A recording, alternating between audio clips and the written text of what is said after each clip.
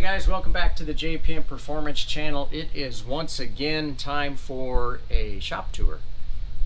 We are just a couple weeks out from leaving for the runoffs, and so mainly what's been going on is a lot of dynoing, finishing up little projects, but also working on Steven's chassis. So September 8th, so I leave in exactly 2 weeks on the 22nd. So we'll see if we get to squeeze in a shop tour then or not. We'll see. Either way, once again, we'll be doing all sorts of video and interesting stuff at Virginia at the racetrack for the Runoffs week, and then we'll get all that mashed up together, as well as a lot of what I do in September, for anybody that was paying attention last year, is dynoing. So got a lot of cars we're dynoing in the month of September. I'm trying to get a video of each one of them so you guys can get an idea. Of course, that won't drop until October, but then you'll be able to see it there right at as we get back from the runoffs. I'm sure we'll have all sorts of fun stuff to talk about. So getting into the shop right now, there's a few interesting just little projects coming in. Most of them I probably won't get to until after the runoffs. This is one, for example, just a guy down in Wichita that dropped off a bunch of bits and pieces and wants me to put it together. Obviously, as you can see, it could use some proper cleaning and inspection. So always working on future projects, and so that's kind of where we're at, looking towards October. So always have to be looking forward. So I've got another engine here for Mark Webber we're going to be working on. This is the seat for his new chassis. This is another engine that we're going to be working on. Still waiting on Don Tucker's crankshaft. But the bulk of my week has been taken up with Steven's new chassis. So fortunately, I don't like spending just like 24/7 on a project like this, to be totally honest. Building cages all day and welding all day is not really my most favorite thing to do, but I do like to take my time and make everything right. So you guys have seen the front hoop. It's actually been in the chassis for quite a while, but I now have the braces in, going forward up to the corner on both sides, as well as tying in the firewall to the main hoop here. So this triangulates our entire car. And then in the back section, of course, we have our main hoop that's installed with our required brace here, our two rear bars. And the goal is to keep these things as low as possible. So the rule is they have to be within 6 inches of the top of the bar. So these are right at 6 inches below the top.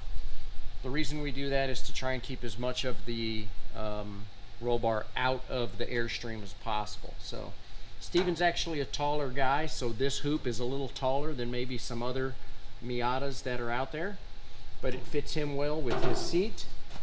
So I'm actually really happy how all that turned out. So this will be for his seat back brace as well as for his belts. So got the seat mounted. It's not really mounted, it's just kind of sitting in here right now, but you can see how far back this seat sits. I can just put my fingers between the seat and that rear shelf. But I think Steven's about 6'4", and this gives him lots of room. So this has been really the bulk of what I've kind of been working on between all of the dynoing that's been going on. We are going to be dynoing Eric's car tomorrow, so we're getting really close on that. And I just had Perry here dynoing his new engine for the runoffs. All good there. So it's like dyno season. That's kind of the way things go.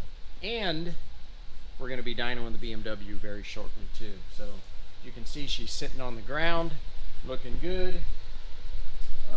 Took a little time to get all the new control arms aligned and get the car aligned, squared, corner weighted perfect. I actually spend quite a bit of time when it comes to chassis setup to make sure that the car is perfect.